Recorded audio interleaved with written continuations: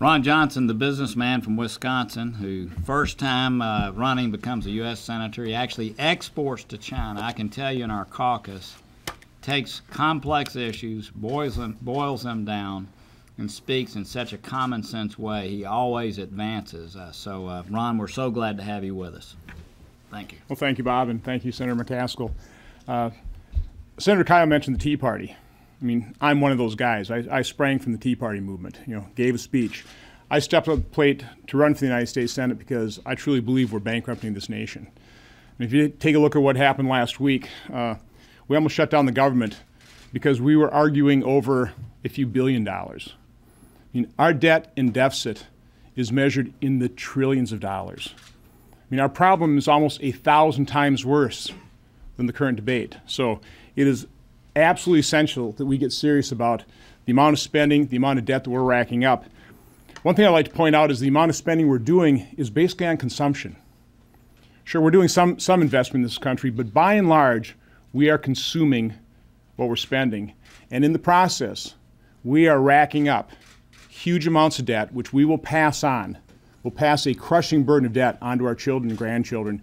And I'm not the first one to use this term, but let's face it, I believe we are committing intergenerational theft. I mean, I personally believe, I think that's wrong. I think it's immoral. It absolutely has to stop. So, Senator Kyle also mentioned economic growth.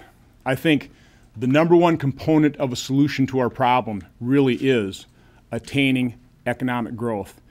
And certainly my theory would be is we're not going to achieve economic growth until we provide confidence and remove uncertainty and provide the confidence to the consumers and the business leaders to start spending and start investing so they can start creating jobs. And I think the first step in producing that confidence is to develop a credible plan to restrain spending. And the reason I'm so happy to join this, I guess, tripartisan effort here is because I believe this CAP Act is an essential first step in establishing that very hard spending cap that is necessary that, as a first step, because after that point, then we start prioritizing spending. That's going to be a tough job, but until we do what every family has to do when they get into real debt problems, you got to cut up that credit card. We've got to establish that discipline for our nation if we're going to get this problem under control.